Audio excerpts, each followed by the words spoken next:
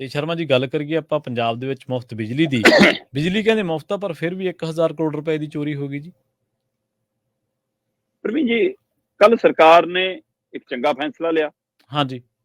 ਤੇ ਦੂਸਰੇ ਪਾਸੇ ਆ ਬਿਜਲੀ ਚੋਰੀ ਵਾਲਾ ਅੰਕੜੇ ਮਤਲਬ ਫਿਕਰਮੰਦੀ ਵਾਲੇ। ਹਾਂਜੀ, ਹਾਂਜੀ ਬਿਲਕੁਲ।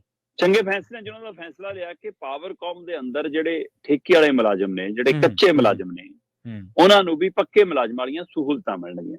ਹੂੰ, ਅਸਲ 'ਚ ਪਾਵਰਕਾਮ 'ਚ ਹੁਣ ਨਵੀਂ ਭਰਤੀ ਨਹੀਂ ਹੋ ਰਹੀ। ਠੀਕ ਹੈ। ਮੁਲਾਜ਼ਮ ਜਿਹੜੇ ਰਿਟਾਇਰ ਹੋਈ ਜਾਂਦੇ ਨੇ ਉਹਨਾਂ ਦੀ ਥਾਂ ਤੇ ਨਵੀਂ ਭਰਤੀ ਦੀ ਥਾਂ ਤੇ ਉਹ ਕੰਟਰੈਕਟ ਬੇਸ, ਦਿਹਾੜੀ ਤੇ, ਰਿਟਾਇਰਾਂ ਨੂੰ ਚੌਥੇ ਹਿੱਸੇ ਦੀ ਤਨਖਾਹ ਤੇ, ਹੂੰ, ਹੂੰ, ਹੈਨਾ, ਏਦਾਂ ਭਰਤੀ ਕਰੀ ਜਾਂਦੇ ਨੇ। ਉਹ ਕੰਮ ਚੱਲੀ ਜਾਂਦਾ।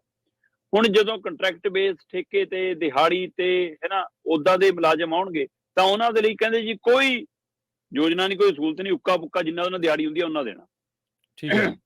ਪਰ ਪ੍ਰਵੀਨ ਜੀ, ਜਦੋਂ ਤੁਸੀਂ ਲਾਈਨ ਤੇ ਕੰਮ ਕਰਨਾ, ਖਾਸ ਕਰ ਲਾਈਨਮੈਨ ਇਹਦੇ ਵਿੱਚ ਖਾਸੇ ਨੇ ਉਸ ਤਰ੍ਹਾਂ ਦੇ, ਹਨਾ।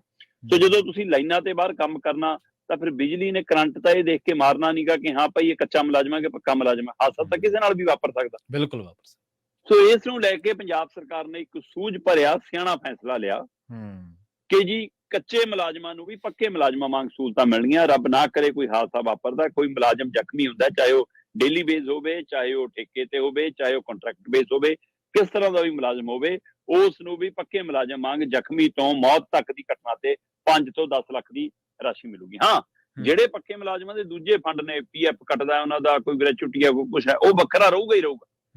ਪਰ ਜਿਹੜਾ ਕਿਸੇ ਹਾਦਸੇ ਹੋਣ ਤੇ ਸਹੂਲਤ ਹੈ ਉਹ ਪੱਕੇ ਮੁਲਾਜ਼ਮ ਵਾਲੀ ਕੱਚੇ ਨੂੰ ਵੀ ਮਿਲੂਗੀ। ਮਤਲਬ ਜ਼ਖਮੀ ਤੋਂ ਲੈ ਕੇ ਮੌਤ ਤੱਕ 5 ਤੋਂ 10 ਲੱਖ ਤੱਕ ਦੀ ਰਾਹਤ ਰਾਸ਼ੀ ਉਹਨਾਂ ਪਰਿਵਾਰਾਂ ਨੂੰ ਉਸ ਹਾਲਤ 'ਚ ਮਿਲਣੀ। ਇਹ ਫੈਸਲਾ ਸ਼ਲਾਘਾਯੋਗ ਹੈ ਜੀ।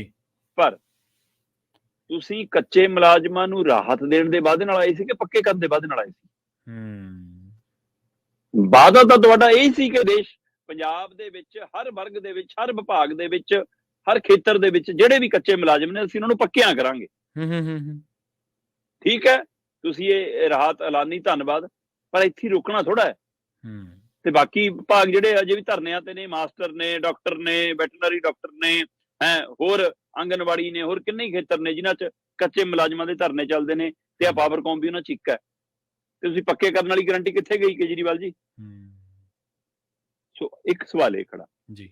ਦੂਸਰਾ, ਪੰਜਾਬ ਸਰਕਾਰ ਨੇ ਆਪਣੀ ਗਰੰਟੀਆਂ ਚੋਂ ਕਹਿੰਦੀ ਆਉਂਦੀ ਗਰੰਟੀ ਪੂਰੀ ਕੀਤੀ 300 ਯੂਨਿਟ ਬਿਜਲੀ ਦੀ। ਠੀਕ ਹੈ ਜੀ।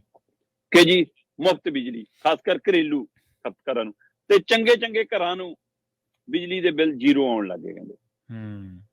ਪਰ ਪੰਜਾਬ 'ਚ ਆਪਾਂ ਪਹਿਲਾਂ ਵੀ ਇਹਦੇ ਬਾਰੇ ਇੱਕ ਵਾਰ ਚਰਚਾ ਕੀਤੀ ਸੀ ਕਿ ਬਿਜਲੀ ਚੋਰੀ ਨਹੀਂ ਰੁਕ ਰਹੀ। ਉਸ ਸਮੇਂ ਚੋਰੀ ਦਾ ਹਵਾਲਾ ਇਹ ਵੀ ਆ ਰਿਹਾ ਸੀਗਾ ਕਿ ਜੀ ਖਾਸ ਕਰਕੇ ਬਿੱਲ, ਜਿਵੇਂ ਸਰਕਾਰੀ ਅਦਾਰਿਆਂ 'ਚ ਥਾਣਿਆਂ ਦੇ ਬਿੱਲ, ਪਟਵਾਰਖਾਨਿਆਂ ਦੇ ਬਿੱਲ, ਹੈਨਾ, ਹੋਰ ਸਰਕਾਰੀ ਵਿਭਾਗਾਂ ਦੇ ਬਿੱਲ ਉਹ ਭਰਦੇ ਹੀ ਨਹੀਂ, ਉਹ ਬਿੱਲ ਲਟਕੇ ਰਹਿੰਦੇ ਨੇ। ਜੀ ਜੀ। ਪਰ ਇੱਧਰ ਇੱਕ ਨਵਾਂ ਪਹਿਲੂ ਹੈ ਕਿ ਘਰੇਲੂ ਬਿਜਲੀ ਚੋਰੀ ਦੇ ਮਾਮਲੇ ਵੀ ਨਹੀਂ ਰੁਕ ਰਹੇ।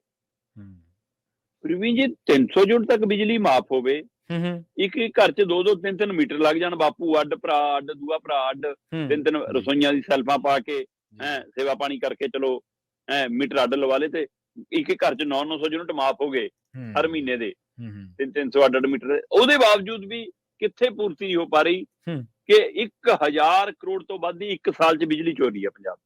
ਜੀ ਜੀ। ਇੱਕ ਸਾਲ ਦੇ ਅੰਦਰ 1000 ਕਰੋੜ ਦੀ ਬਿਜਲੀ ਚੋਰੀ ਹੋਣਾ, ਬੇਸ਼ੱਕ ਪਿਛਲੀ ਵਾਰ ਨਾਲੋਂ 200 ਕਰੋੜ ਘਟਿਆ। ਪਿਛਲੇ ਸਾਲ 1200 ਕਰੋੜ ਦੀ ਬਿਜਲੀ ਚੋਰੀ ਸੀ। ਠੀਕ ਹੈ। ਤੇ ਇਸ ਸਾਲ 1000 ਕਰੋੜ। ਪਰ ਸਵਾਲ ਇਹ ਹੈ ਕਿ ਹੁਣ ਤਾਂ ਮੁਫਤ ਮਿਲ ਰਹੀ ਹੈ ਬਿਜਲੀ। ਹਵਾਲਾ ਆਉਂਦਾ ਕਹਿੰਦੇ ਜੀ ਪੰਜਾਬ ਭਰ 'ਚੋਂ ਇਹ ਚੋਰੀ ਦੇ ਮਾਮਲੇ ਸਾਹਮਣੇ ਆ ਰਹੇ ਨੇ। ਜੀ ਜੀ। ਪਰ ਜ਼ਿਆਦਾ ਮਾਮਲੇ ਇਹ ਸਰਹੱਦੀ ਖੇਤਰ 'ਚ ਆਉਂਦੇ ਨੇ। ਠੀਕ ਹੈ। ਪੰਜਾਬ ਦੇ ਸਰਹੱਦੀ ਖੇਤਰ ਦੇ ਪਿੰਡਾਂ 'ਚ ਕਹਿੰਦੇ ਜੀ ਸਿੱਧੇ ਅਜੇ ਵੀ ਟਰਾਂਸਫਾਰਮਰ ਨੂੰ ਕੁੰਡੀਆਂ ਲੱਗਦੀਆਂ। ਘਰਾਂ 'ਚ ਅਜੇ ਵੀ ਉੱਥੇ ਸਮਾਰਟ ਮੀਟਰ ਨਹੀਂ ਹੈਗੇ ਜੀ। ਸਮਾਰਟ ਮੀਟਰ ਨਾ ਹੋਣ ਕਰਕੇ ਮੈਨੂਅਲ ਮੀਟਰ ਨੇ, ਉੱਥੇ ਕੁੰਡੀ ਲਾਉਣੀ, ਤਾਰ ਲਾਉਣੀ ਕਹਿੰਦੇ ਜ਼ਿਆਦਾ ਆਸਾਨ ਹੈ। ਤੀਸਰਾ ਕਹਿੰਦੇ ਜੀ ਚਾਹੇ ਸਰਹੱਦੀ ਖੇਤਰ ਆ ਜਾਂ ਪੰਜਾਬ ਦੇ ਹੋਰ ਪੇਂਡੂ ਖੇਤਰ ਨੇ, ਜਿੱਥੇ ਚੋਰੀ ਹੁੰਦੀ ਆ ਉੱਥੇ ਫਿਰ ਸੀਨਾ ਚੋਰੀ ਵੀ ਹੁੰਦੀ ਹੈ। ਜੇ ਬਿਜਲੀ ਵਾਲੇ ਚਲੇ ਜਾਣ ਕਹਿੰਦੇ ਫਿਰ ਜਾਂ ਤਾਂ ਭਜਾ ਦਿੰਦੇ ਨੇ ਜਾਂ ਨੂੜ ਲੈਂਦੇ ਨੇ। ਇਸ ਲਈ ਕਹਿੰਦੇ ਡਰਦੇ ਬਿਜਲੀ ਵਾਲੇ ਜਾਂਦੇ ਹੀ ਨਹੀਂ।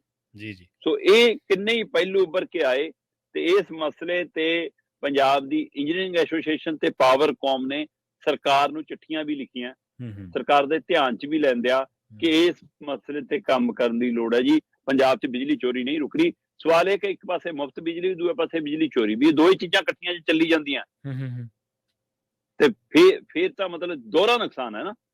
ਇੱਕ ਪਾਸੇ ਸਬਸਿਡੀ ਵਾਲਾ ਤੇ ਦੂਸਰੇ ਪਾਸੇ ਆ ਚੋਰੀ ਵਾਲਾ।